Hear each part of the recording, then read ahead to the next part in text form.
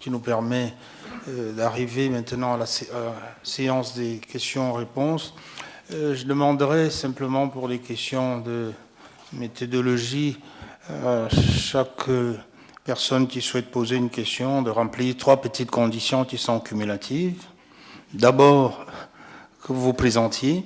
Ensuite, dites à qui votre question est adressée. Et enfin, dites-nous s'il s'agit d'une question ou d'une contribution. Et si c'est ce dernier cas, que ce soit une contribution très très courte. Merci beaucoup.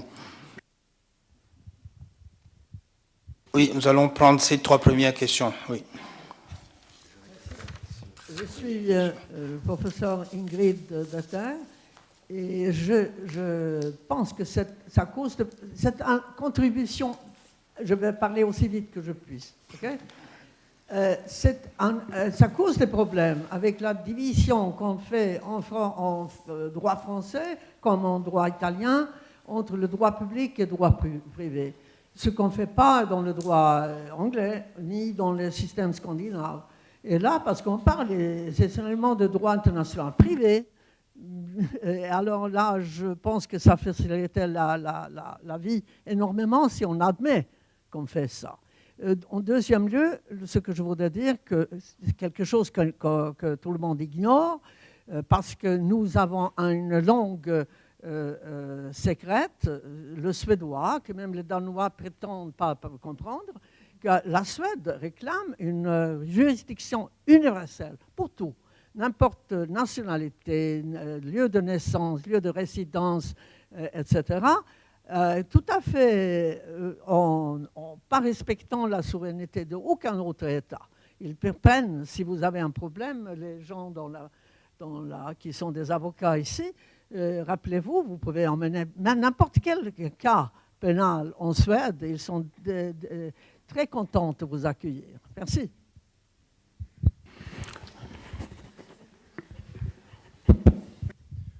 Bonjour à tous, Sébastien Vazac, membre du master sur l'Université de Lille. J'aurais une très brève question pour l'ensemble des intervenants de ce matin, donc désolé, je ne remplis pas les 3 conditions. Le sujet de ce colloque est attribué à la souveraineté pénale de l'État au XXIe siècle. Cette souveraineté pénale que le professeur de Carbonnière a rappelé, les États y sont attachés. Sauf qu'au XXIe siècle, Internet est apparu, brisant les frontières des États et créant de nouvelles délinquances. La cyberdélinquance, que d'ailleurs le terrorisme pourrait récupérer par la suite. Les États ont essayé de se réemparer de leurs frontières en édictant diverses conventions pour définir des infractions. Mais comme, j'en reviens très bien à ma question, comme l'ancien ministre de la Justice, Robert Badinter, le disait, l'apparition de la vérité étant même de soulager la victime de son préjudice moral. Or, est-ce que la souveraineté des États n'est pas un frein pour l'éclatement de cette vérité, pour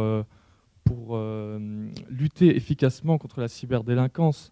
N'est-il pas pertinent de revenir vers une forme originelle de la concurrence, comme vous le disiez ce matin, vers que l'ensemble des acteurs de la justice pénale internationale concourent ensemble à l'éclatement de la vérité, et comment pourrait-il le faire face à cet ennemi invisible et insaisissable? Il y avait une 3e question, oui. Oui, merci Monsieur le Président. Philippe Curat, avocat à Genève. Je voulais revenir sur ces problématiques de concurrence qu'évoquait Marc Anzelin tout à l'heure, avec l'expérience des juridictions maliennes pour lesquelles j'ai travaillé avec les Nations Unies sur différents plans ces dernières années. Et l'on observe une concurrence qui est un petit peu différente de celle qu'on a abordée jusqu'ici, dans le sens que l'on a à peu près 80% des litiges qui ressortent de la compétence de juges traditionnels, des chefs de village, des chefs de famille, des cadis, que l'on a une justice ordinaire qui est massivement sous-évaluée et sous-équipée, avec 300 magistrats tous postes confondus pour l'ensemble du pays. Lorsque l'on crée un poste spécialisé de lutte antiterroriste, on va prendre un procureur ordinaire que l'on va transposer dans un nouveau poste, mais il va laisser libre le poste qu'il quitte, qui ne sera pas repourvu. Donc on démantèle la justice ordinaire au profit de postes dont on espère une plus-value. On est sur un État qui est un État parti au statut de Rome, qui est un État de situation, qui est sous enquête.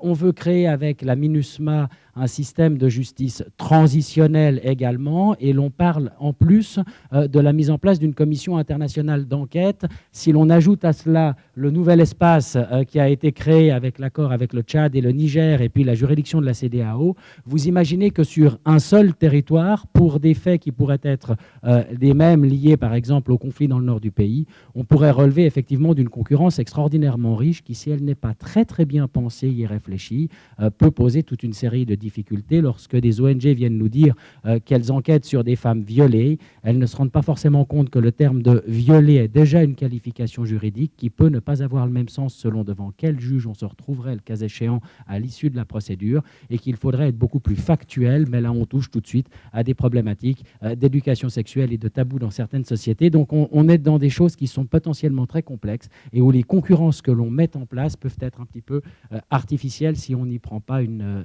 très grande attention dès le début. Merci. Finalement, sur les 3 interventions, il y avait 2 contributions et une question, mais qui s'adresse à l'ensemble des intervenants. Donc, je ne sais pas quel est l'intervenant qui se sent le plus prêt pour répondre à la question de M. Sébastien, qui veut savoir quelle est la juridiction la plus compétente pour lutter en matière de cybercriminalité, la plus efficace. Marc. J'ai l'impression que j'ai été sollicité. Marc Eslin, oui. Oui. Non, manifestement, et je discutais hier avec une collègue professeure qui s'intéresse beaucoup à Internet et qui est probablement plus qualifiée que moi pour traiter de la question, mais manifestement, les Américains, encore une fois, s'il doit y avoir de la cybercriminalité, des ordinateurs, Internet, etc., sont les mieux placés pour traiter ce genre d'affaires. Après, la réalité, quand on a des cas de cybercriminalité, c'est toujours la même chose. On arrive à remonter les adresses IP, on arrive à remonter le flux, etc.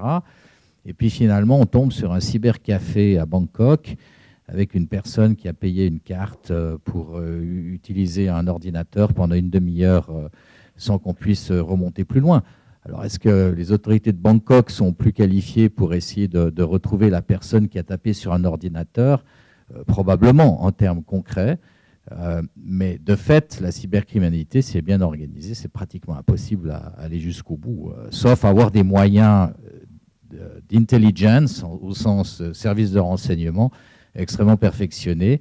Mais là, les États, évidemment, hésitent le plus souvent ou sont très réticents à mettre ces informations à disposition des justices pénales. Donc, je crois qu'il n'y a pas beaucoup de solutions, si ce n'est d'aller je dirais, en amont et d'avoir une perméabilité beaucoup plus grande entre les services de renseignement et la justice. Mais je crois que ce n'est pas pour demain. Merci. Nous allons sûrement prendre une deuxième ou une seconde, tout dépend. Une deuxième série de questions. Oui. Merci. Merci beaucoup. Bruno Cotte. Ce n'est ni une question, ni une contribution, c'est une réaction. C'est une réaction à un point seulement du propos très intéressant de Madame Paolo Guetta ce matin au sujet, Madame, de l'interprétation que la CPI aurait donnée de l'article 17 du statut de Rome. Bon, je n'ai pas du tout participé à ces décisions, je ne les ai pas relues d'ailleurs depuis un certain temps déjà. D'abord, un préalable. Toute critique est salutaire. Et la CPI a incontestablement besoin de critiques si elle veut s'améliorer et répondre aux espoirs qui ont été placés en elle. Mais pour revenir à votre propos, Madame, je ne suis pas tout à fait certain qu'il s'agisse là, comme vous l'avez dit, d'une interprétation étroite, voire rigide. Et je passe très vite sur un plan général. Les textes que doivent appliquer les juges de la Cour pénale internationale résultent, vous le savez, d'une conférence diplomatique, statut et règlement de procédure et de preuve. Ils sont donc, pas toujours, mais parfois, le résultat de savants compromis. Ce qui fait que dans certains cas, les textes ne sont pas très clairs et il appartient au juge de faire œuvre d'interprétation. Ce travail d'interprétation est souvent complexe, mais il est passionnant. Dans d'autres cas, les textes sont au contraire d'une extrême précision. Ils sont clairs et ils ne laissent au juge qu'une très faible marge de manœuvre.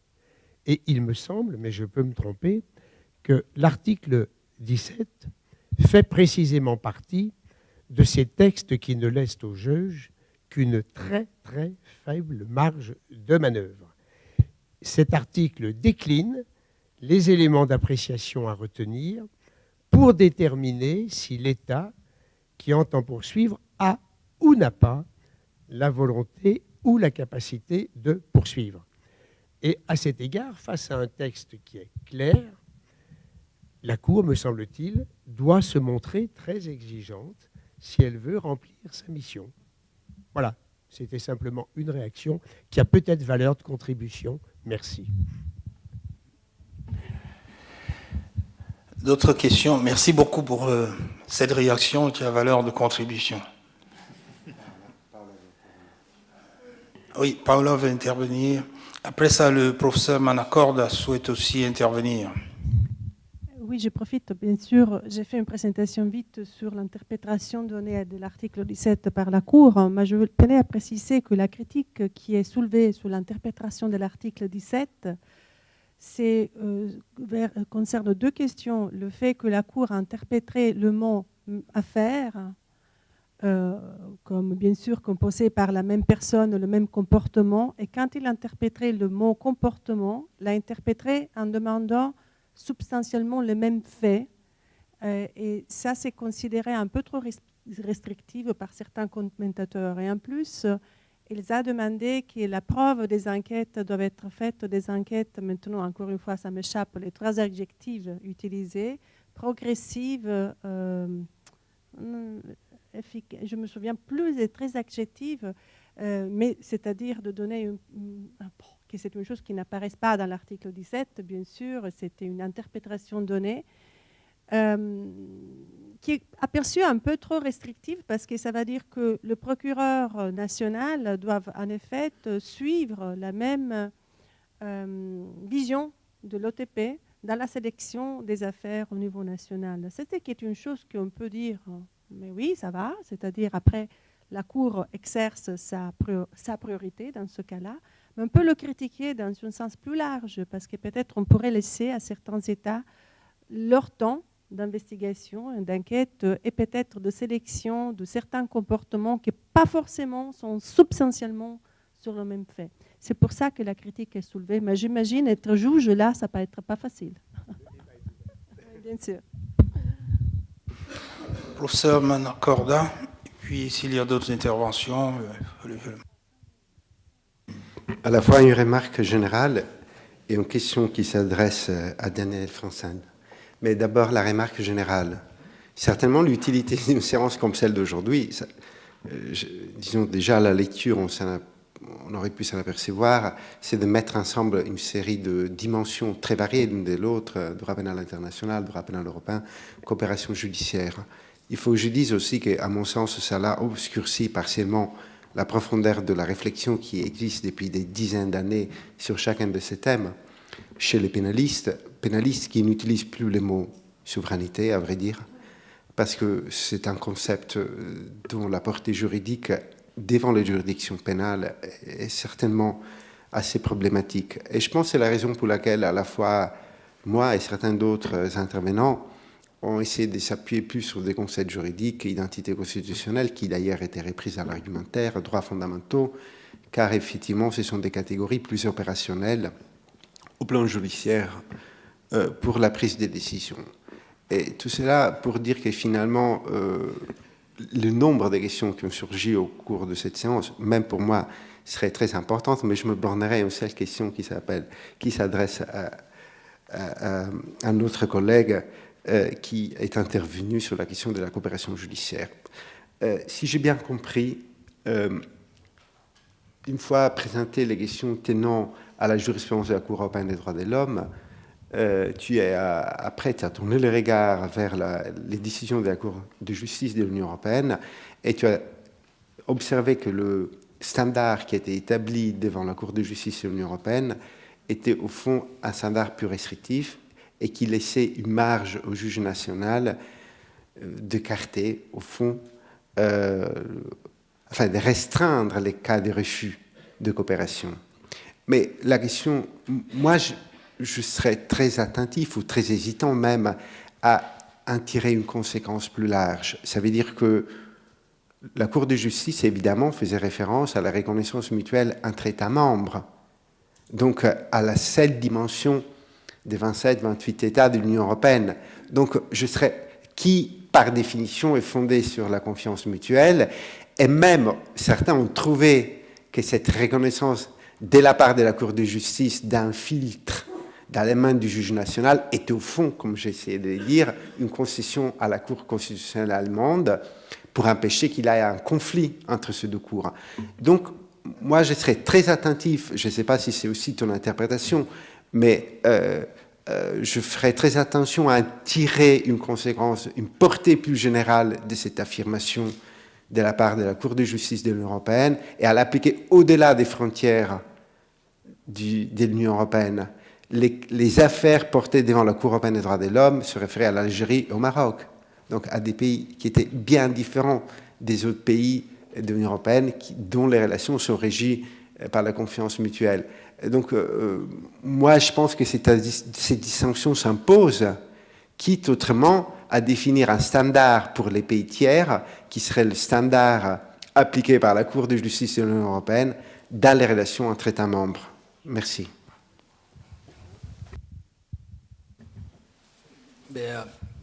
Merci pour la question. Et en fait, je suis tout à fait de ton avis. J'ai effectivement fait une présentation en parlant tout d'abord des États non membres de l'Union européenne et ensuite des États membres de l'Union européenne, et ces points étaient développés, notamment l'arrêt Aragnossi était développé dans le contexte exclusif du droit de l'Union. Donc, effectivement, je suis tout à fait d'accord avec toi, et c'était même un raisonnement un peu audacieux, et je l'ai fait, je l'ai fait pour vous, éventuellement pour lancer le débat, ce qui fonctionne. Mais effectivement, parce que le raisonnement que je fais, même quelque part un raisonnement, je dirais, dont il faut être, c'est un raisonnement à contrario, hein, en disant, ben voilà ce qu'on pourrait, je pense que j'ai utilisé quand même pas mal de conditionnels aussi, en disant, mais on pourrait interpréter le raisonnement de la Cour comme cela, en disant on permet effectivement aux juges internes de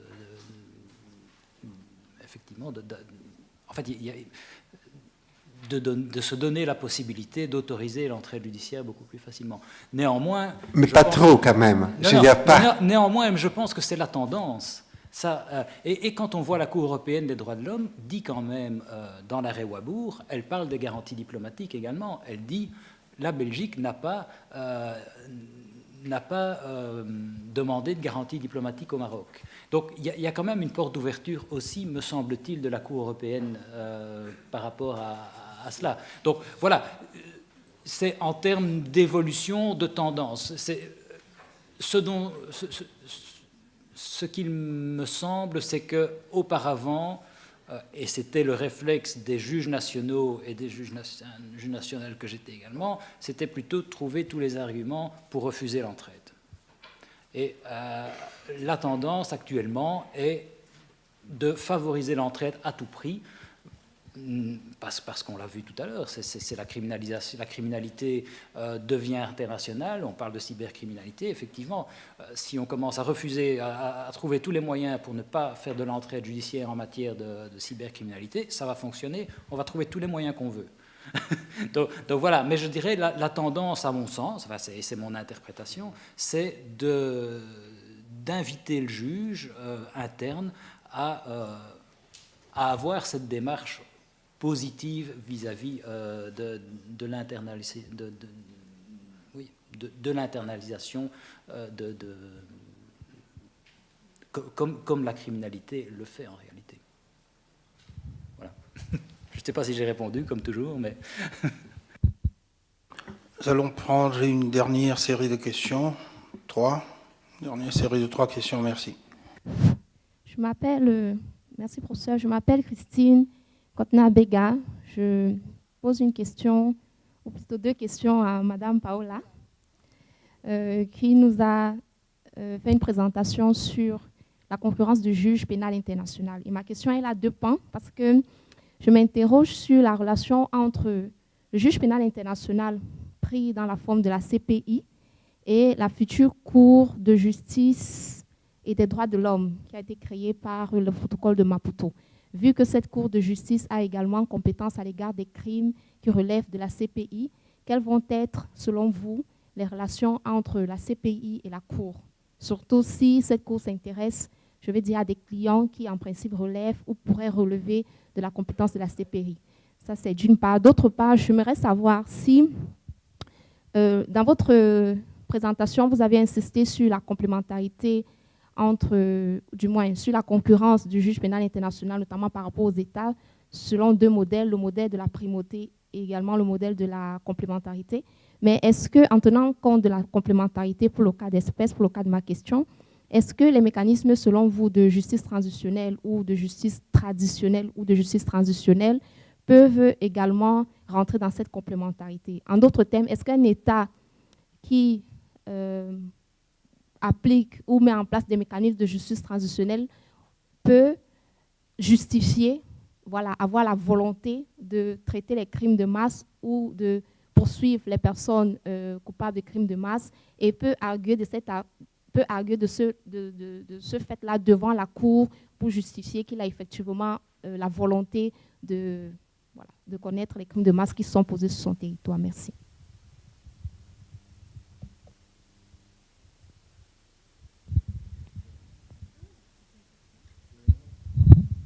Moi, c'est une réaction, Robert Roth Genève.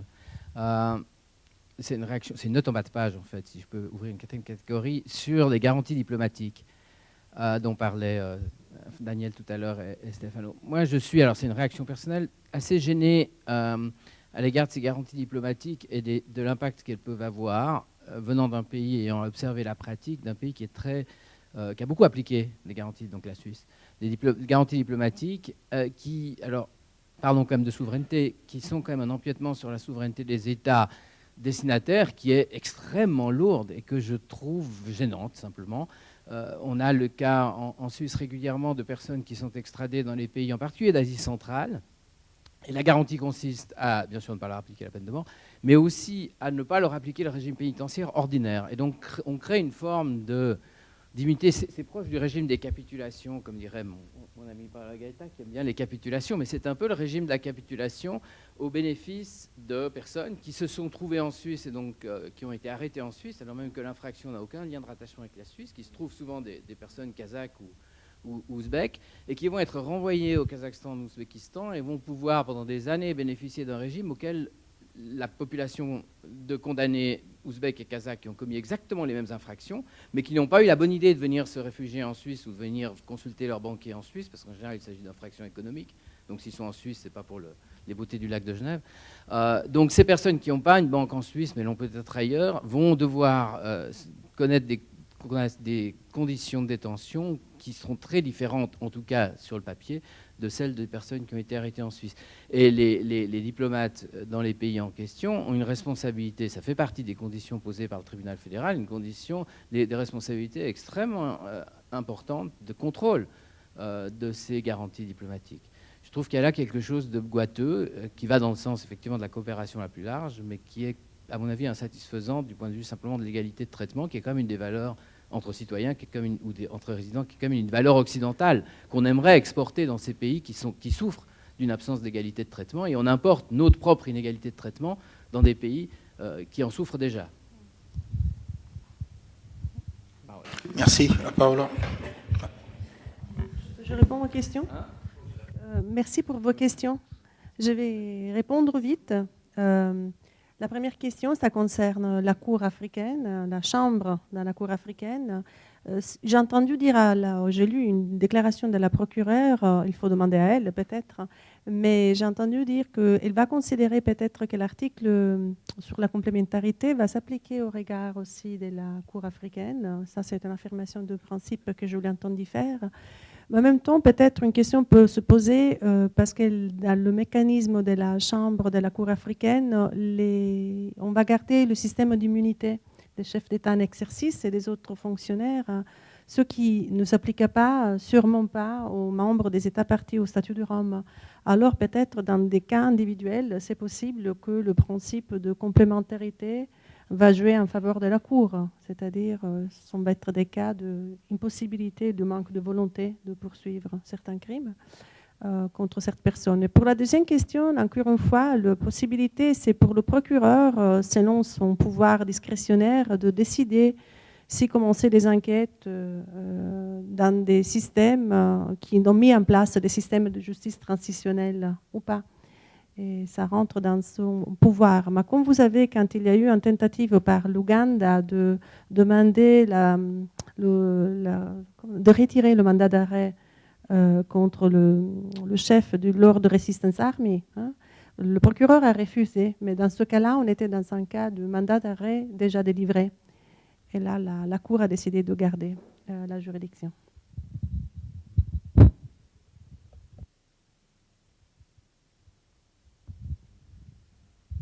Moi, j'ai une réaction à l'intervention de Robert Roth, évidemment, et puis j'aurais une question très courte à Stefano Manacorda.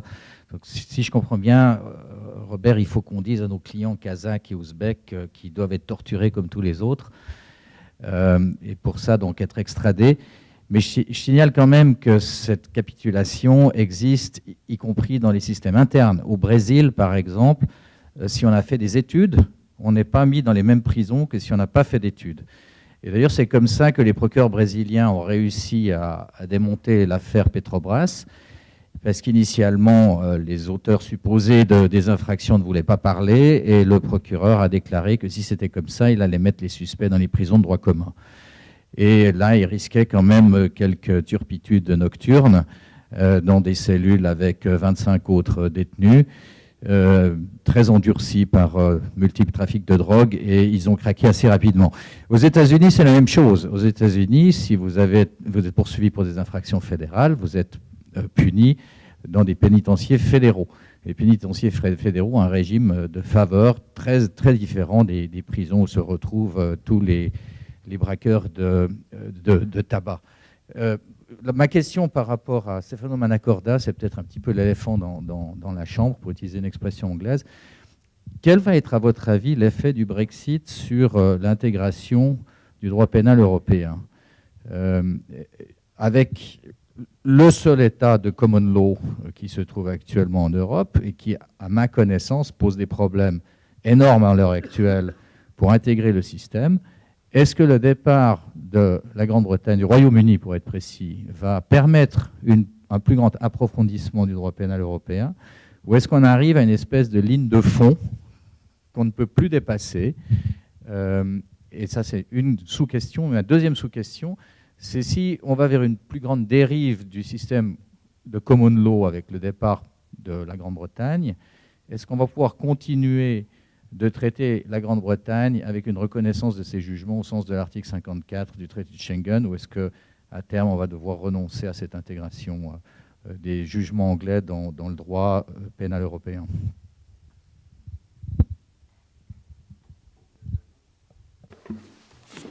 Grand merci pour ces deux questions.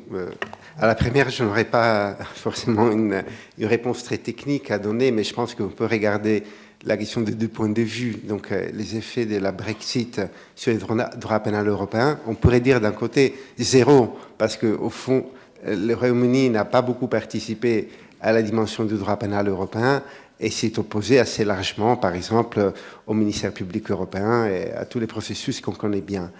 Mais en revanche, si on voit les choses de manière un peu plus attentive, et pour revenir aux thèmes que vous traitez, qui d'ailleurs sont aussi les miens, donc au thème de la criminalité économique et financière internationale, il faudra, je crois, mesurer à terme quel est l'effet de la sortie du Royaume-Uni et donc de la place financière de Londres, essentiellement, des mécanismes d'intégration normative et notamment d'harmonisation en matière de blanchiment des capitaux, d'abus des marchés, de fraude à la TVA, donc des domaines qui faisaient l'objet d'une harmonisation assez poussée de la part de l'Union.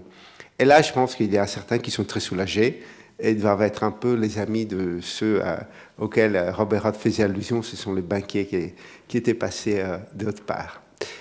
C'est une réponse très courte et au fond pas technique, mais je pense que c'est l'atmosphère que j'ai pu observer à Londres dans les débats actuels. J'ai été cette semaine et c'était les questions qui se posaient. J'ajouterais peut-être que ce n'est pas au hasard si le Royaume-Uni, au même moment, est en train d'approuver une loi qui punit les responsables des entreprises pour la facilitation de la fraude fiscale, même réalisée à l'étranger. Donc, le Royaume-Uni est en train de contrecarrer à sa manière, un peu à l'américaine, comme selon les modèles que vous avez illustrés, d'autres formes de criminalité, mais dans une logique d'extraterritorialité qui reviendrait un peu à la dimension impérialiste de ce droit. Donc, je pense qu'il y a des mouvements observés sur ce terrain très intéressants. Et l'autre question l'autre question que vous avez évoquée, si j'ai bien compris, était celle de l'article 54 de la Convention d'application de Schengen. Donc la question essentiellement du ne bis in idem, si j'ai bien compris. On va voir, c'est vrai que l'article 54 avait joué un rôle très important, mais après c'était l'article 50 de la Charte des droits fondamentaux qui était appliqué tout dernièrement. Vous posez une question que moi je me pose aussi, dans quelle mesure encore on pourra faire lieu au principe du ne bis in idem dans l'Union européenne. Et franchement, je n'ai pas encore de réponse concernant le Royaume-Uni. Je pense que c'est une question qui se posera bientôt dans les salles d'audience. Oui, réagissez, parce madame. Parce que moi, j'étais conseiller au gouvernement britannique pour Oui. Brexit. Alors là, je pense qu'avec la méthode bien connue en Angleterre, pragmatique, eux, ils n'ont jamais des problèmes de s'adapter à une situation complètement nouvelle. C'est sûr, je suis bien d'accord.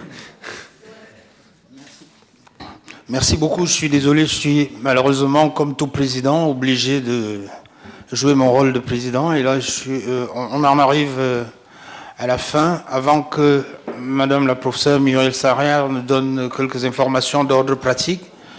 Je voudrais, avant cela, profiter pour redire merci à Madame la professeure Muriel Sarrière, qui a eu la bonne idée de me sortir un peu de mon infidélité passagère à la grande famille de la Société française de droit international. Et donc, c'est un grand plaisir pour moi de revenir dans cette famille qui a toujours été la mienne et qui m'a toujours accueilli. Merci beaucoup.